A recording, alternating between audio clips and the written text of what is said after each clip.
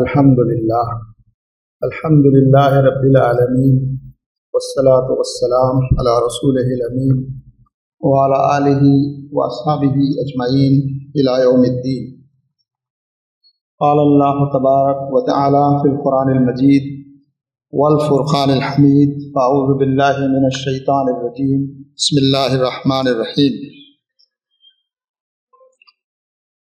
وسارعوا إلى مغفرة من ربكم وجنة عرضها السماوات والأرض أعدت للمتقين۔ وقال تعالى: سابقوا إلى مغفرة من ربكم وجنة عرضها كعرض السماء والأرض أعدت للذين آمنوا بالله ورسله ذلك فضل الله يؤتيه من يشاء واللہ ذو الفضل العظیم۔ وقال تعالی: ان اللہ مع الذین اتقوا والذین هم محسنون۔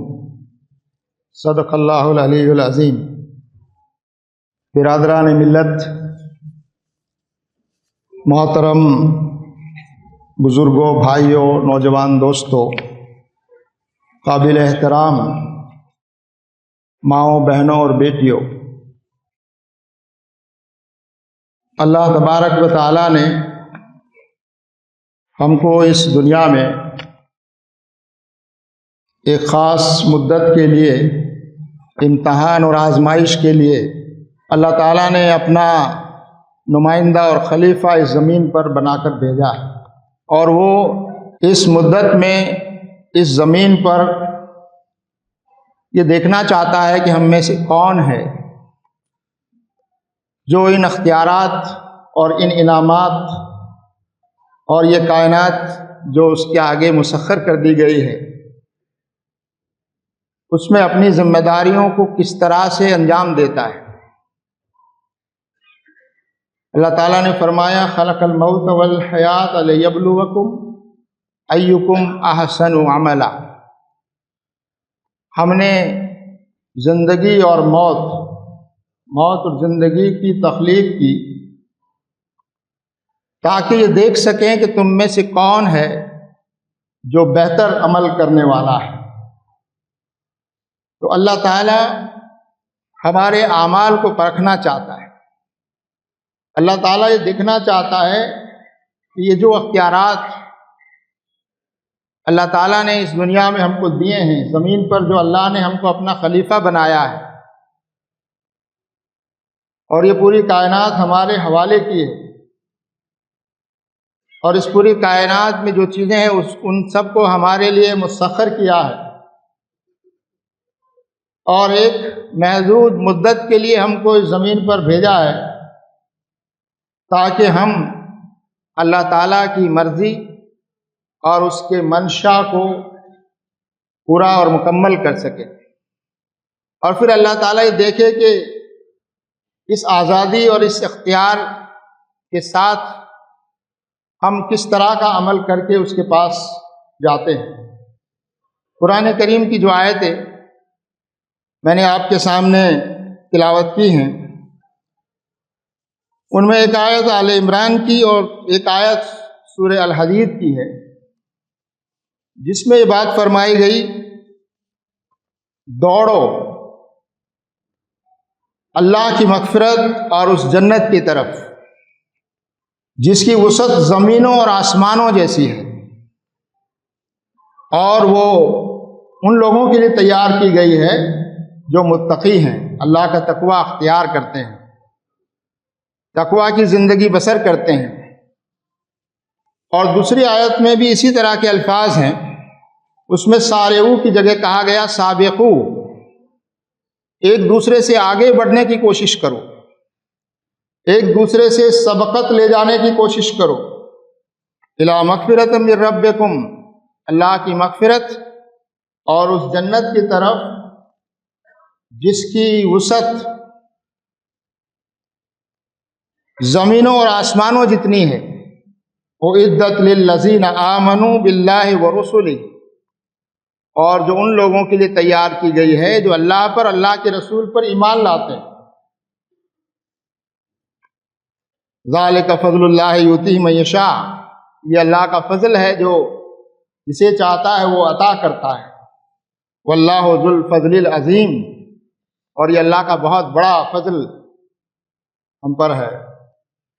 محترم حاضرین، ان آیات میں یہ بات فرمائی گئی کہ دنیا میں رہتے ہوئے ہماری نگاہیں آخرت پر اور اللہ کی رضا اور خوشنودی پر رہنی چاہیے۔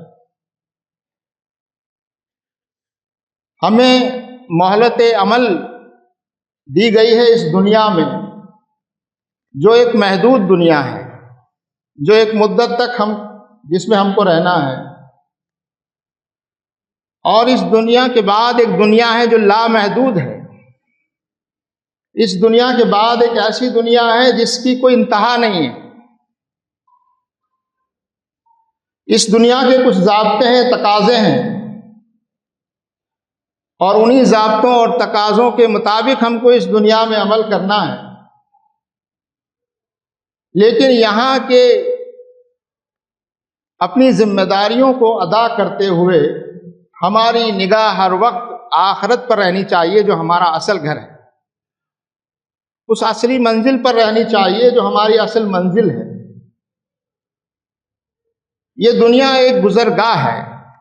جس طرح ایک مسافر اپنی منزل تک پہنچنے کے لیے ایک راستے سے گزرتا ہے اور کہیں کہیں تھوڑی دیر وہ ٹھہرتا ہے، کچھ آرام کرتا ہے، کچھ وقفہ کرتا ہے، اس کے بعد پھر چل پڑتا ہے،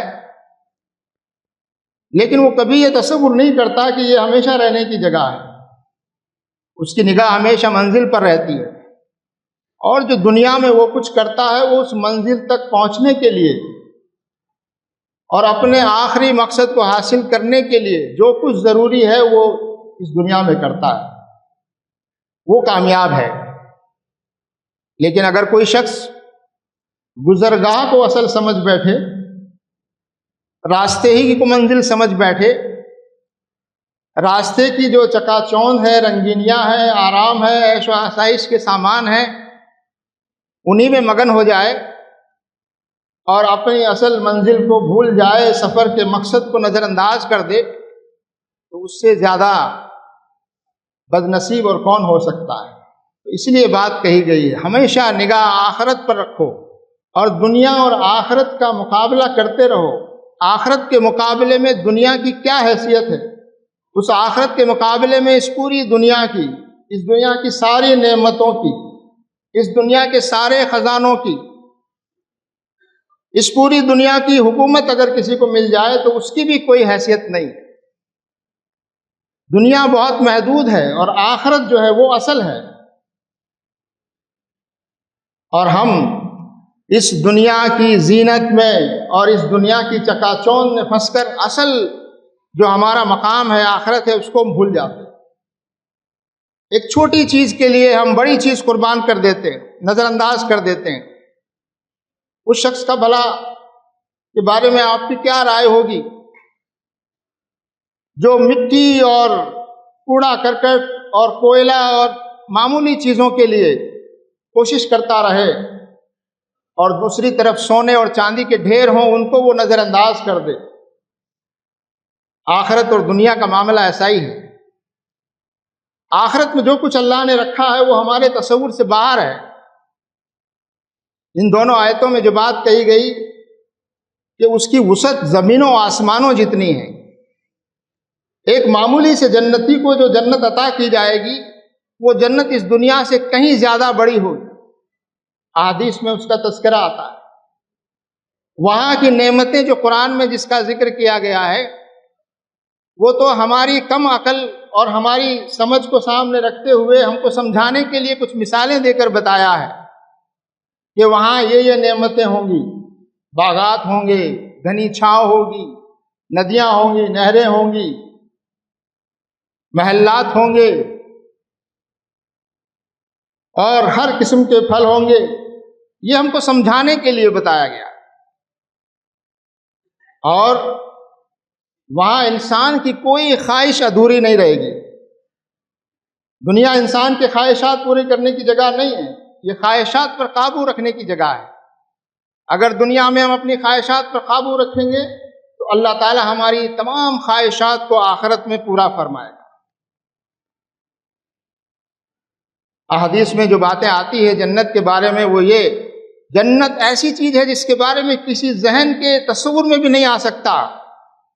جتنا اچھے سے اچھا، جتنی بہتر سے بہتر نعمتیں کوئی انسان اپنے تصور میں لا سکتا ہے، اس سے کہیں زیادہ اچھی اور پائیدار نعمتیں وہاں ہوں گی۔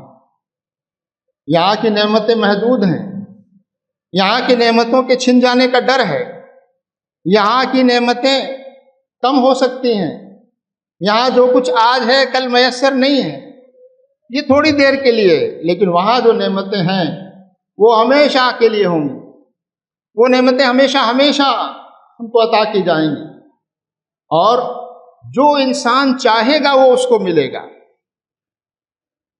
ایک جنتی کو جب اللہ تعالیٰ کے سامنے لایا جائے گا، اللہ تعالیٰ پوچھے گا کہ اور کیا چاہیے؟ بندہ کہے گا اب مجھے کس چیز کی ضرورت ہے، یہاں سب کچھ تو موجود ہے جنت میں۔ اللہ تعالیٰ فرمائے گا نہیں، ابھی ایک اور چیز موجود ہے، جو کچھ اب تک ملا ہے اس سے کہیں زیادہ ہے، اور وہ ہے اللہ کا دیدار۔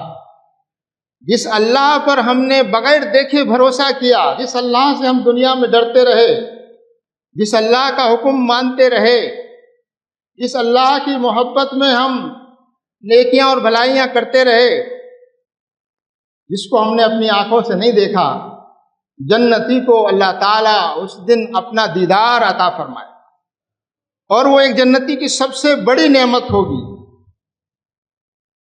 محترم حاضرین، ہمیشہ ہم دنیا میں اپنی ذمہ داریوں کو ادا کرتے ہوئے اکثر آخرت کو، اللہ کی رضا کو، اس آخری منزل کو ہم نظر انداز کرتے رہتے ہیں۔ یہ کوئی غیر فطری بات بھی نہیں، انسان کی فطرت ہے بھول جانا، لیکن اللہ تعالیٰ نے جو دین اسلام ہم کو دیا ہے اور جو پورا نظام ہم کو دیا ہے وہ بار بار ہم کو یاد دلاتا ہے۔ 5 وقت مسجد میں حاضری ہم کو بار بار یاد دلاتی ہے کہ ہم آزاد نہیں ہیں، ہم اللہ کے بندے ہیں۔ 5 مرتبہ مسجد میں آ کر حاضری دینا، سجدہ کرنا، یہ بتاتا ہے کہ ہم اصلاً یہ دنیا ہمارے رہنے کی اصل جگہ نہیں ہے، یہ امتحان کی جگہ ہے، یہ آزمائش کی جگہ ہے۔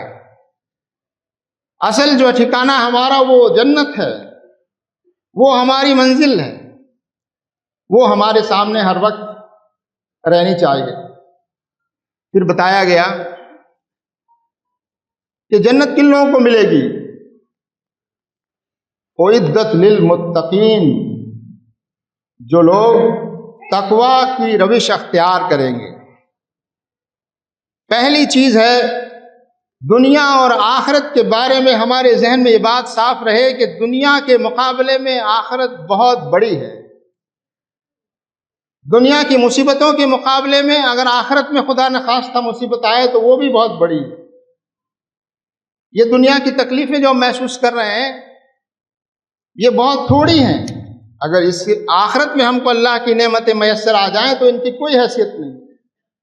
دنیا میں اگر کچھ چھن جائے ہم سے تو وہ بہت تھوڑا ہے، مگر آخرت میں ہم کو مل جائے تو اس کا کوئی مقابلہ نہیں ہے۔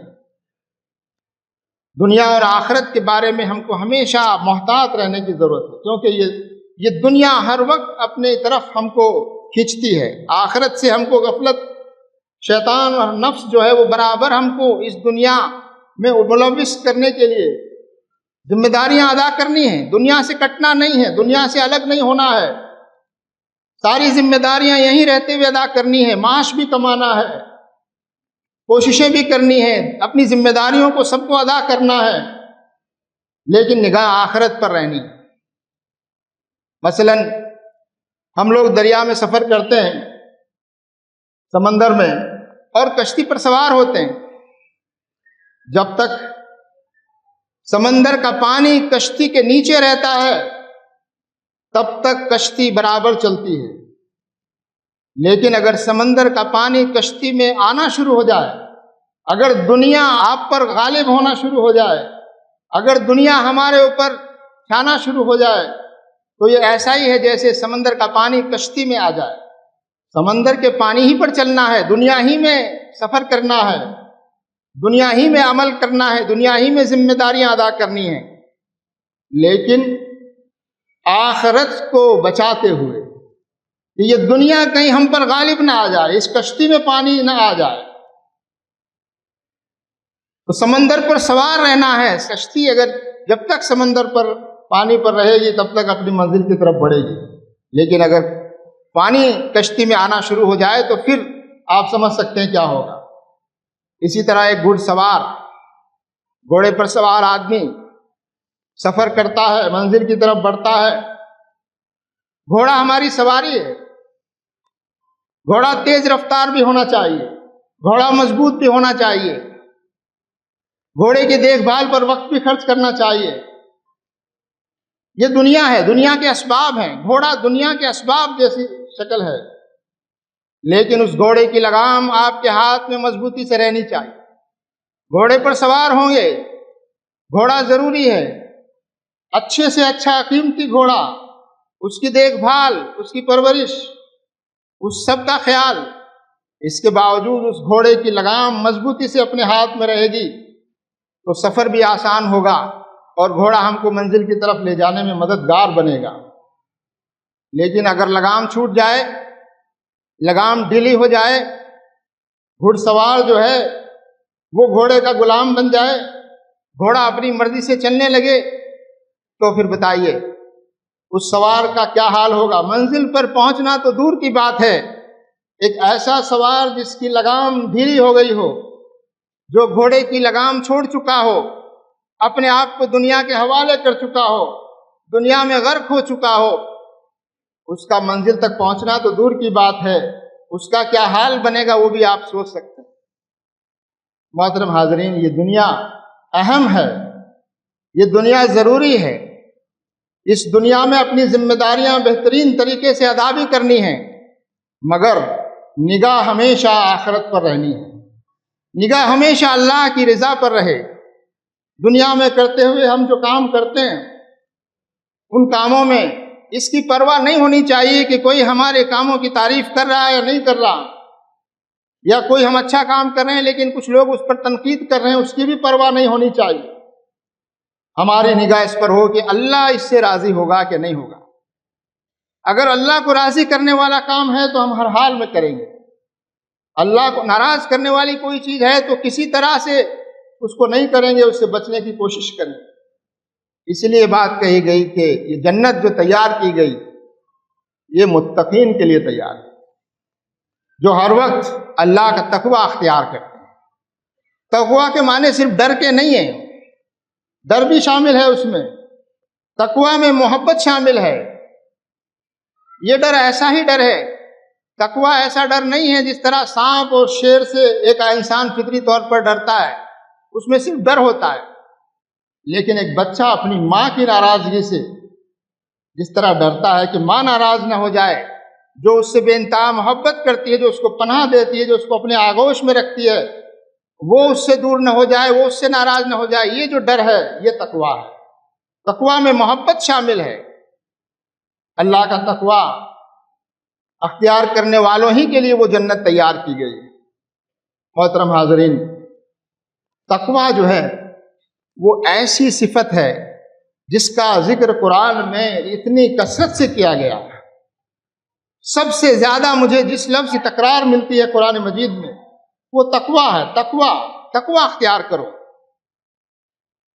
اور تقوی صرف ظاہری اعمال کا نام نہیں ہے، اس سے ظاہر بھی بہتر ہوتا ہے، اس میں کوئی شک نہیں ہے، لیکن تقوی یہ فرمایا گیا اعدلوا هو اقرب للتقوی، فرمایا گیا عدل کرو، انصاف کرو، یہ تقوی کے زیادہ قریب ہے۔ جس میں زیادہ تقوی ہوگا وہ اللہ سے اتنا قریب ہوگا۔ اللہ کی قربت ہماری زندگی میں تقوی جس معیار کا ہوگا، اللہ کے ہم اتنا ہی قریب ہوں گے۔ اللہ تعالیٰ جو کچھ صفات ہمارے اندر دیکھنا چاہتا ہے وہ صفات ہمارے اندر اسی درجے میں پیدا ہوں گی جتنا تقوی ہمارے اندر ہوگا۔ تقوی کے نتیجے میں اللہ کے آگے ہمارا جھکنا، ہماری انکساری، انسانوں کے آگے ہمارا انکساری کے ساتھ پیش آنا، انسانوں کے حقوق ادا کرنا، اور سب سے بڑی بات جو کہی گئی وہ عدل کرنا، انصاف کرنا۔ انسان کی زندگی میں اگر عدل ہے، انصاف ہے، تو سمجھیے کہ اس کا تقوی بہتر ہے۔ عدل اور انصاف کے معیار سے ہی ہم یہ طے کر سکتے ہیں کہ وہ کتنا متقی ہے۔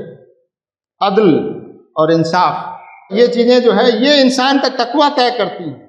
اس لیے فرمایا گیا کہ اعدت للمتقین، یہ جو جنت کی نعمتیں ہیں یہ تقوی اختیار کرنے والوں کے لیے، جو جتنا زیادہ تقوی اختیار کرے گا۔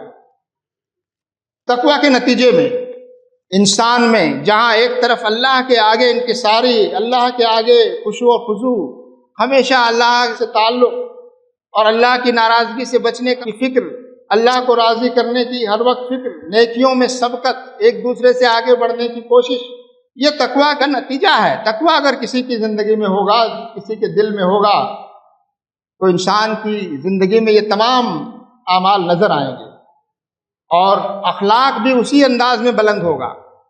اخلاق کی بلندی کا تعلق بھی تقوی ہی سے ہے۔ جس میں تقوی جتنا زیادہ ہوگا اس کا اخلاق بھی اتنا بلند ہوگا۔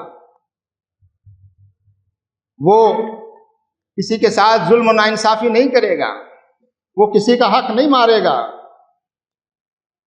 وہ چھوٹی چھوٹی چیزوں کو لوگوں کے معاف کر دے گا، غصے کو پی جائے گا، اللہ کی راہ میں خرچ کرے گا۔ جو اس کے ساتھ زیادتی اور دشمنی کرے اس کے ساتھ بھی وہ محبت کرے گا۔